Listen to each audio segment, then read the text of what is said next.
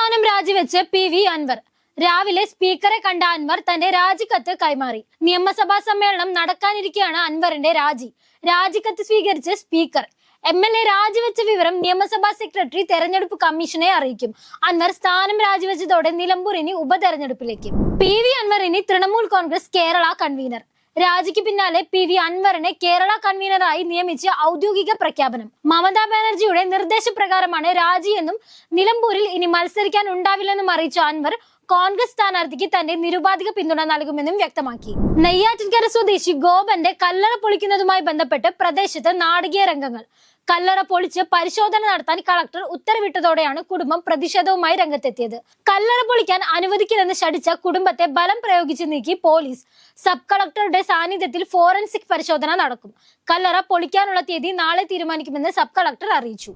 പത്തനംതിട്ട പീഡനം. കാറിനുള്ളിലും ജനറൽ ആശുപത്രിയിലും പെൺകുട്ടിയെ കൂട്ടബലാത്സംഗത്തിന് ഇരയാക്കി. കഴിഞ്ഞ വർഷം ജനുവരിയിൽ നടന്ന സംഭവത്തിൽ 4 പ്രതികൾ. 5 വർഷത്തിനിടെ 60ഓളം പേർ പീഡിപ്പിച്ചെന്ന ദളിത് പെൺകുട്ടിയുടെ വെളിപ്പെടുത്തലുമായി ബന്ധപ്പെട്ട കേസിൽ ഇതുവരെ അറസ്റ്റ് ചെയ്തത് 28 പേരെ. ഇതിൽ 4 പേർ പ്രായപൂർത്തിയാകാത്തവർ. കലൂർ സ്റ്റേഡിയത്തിലുണ്ടായ അപകടത്തിൽ അറസ്റ്റിലായ ഓസ്കർ ഇവന്റ് മാനേജ്മെന്റ് ഉടമ PS ജനീഷ് കുമാറിന് ജാമ്യം. എറണാകുളം 1ാം ക്ലാസ് ജുഡീഷ്യൽ മജിസ്ട്രേറ്റ് കോടതിയാണ് ജാമ്യം നൽകിയത്. പോലീസിന്റെ കസ്റ്റഡി അപേക്ഷ മജിസ്ട്രേറ്റ് കോടതി തള്ളി. പരിപാടിയുടെ സംഘാടകരായ ഓസ്കർ ഇവന്റ് മാനേജ്മെന്റ് ഉടമ ജനീഷിനെ തൃശൂരിൽ വെച്ചായിരുന്നു പാലാരിവട്ടം പോലീസ് അറസ്റ്റ് ചെയ്തത്. സർക്കാർ സ്കൂളിലെ ശുചിമുറികൾ വൃത്തിയാക്കുന്നത് ആദിവാസി വിദ്യാർത്ഥികൾ.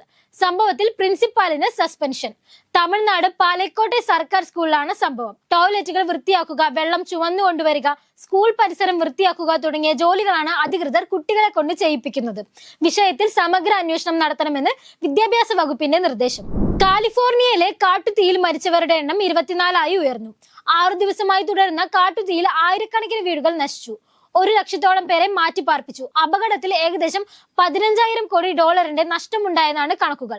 സാന്റ ആന എന്ന ശക്തമായ കാറ്റ് ഈ ആഴ്ച വീണ്ടുമെത്താൻ സാധ്യതയുള്ളതിനാൽ കൂടുതൽ നാശനഷ്ടങ്ങൾ ഉണ്ടാകുമെന്ന് അധികൃതർ മുന്നറിയിപ്പ് നൽകി. BCCI യോഗത്തിൽ ഇന്ത്യൻ ടെസ്റ്റ് ടീമിന്റെ ക്യാപ്റ്റൻ സ്ഥാനത്ത് തുടരാൻ ആഗ്രഹം പ്രകടിപ്പിച്ച് രോഹിത് ശർമ്മ. ഏതാനും മാസങ്ങൾ കൂടി ക്യാപ്റ്റൻ സ്ഥാനത്ത് തുടരാനാണ് ആഗ്രഹം അറിയിച്ചത്.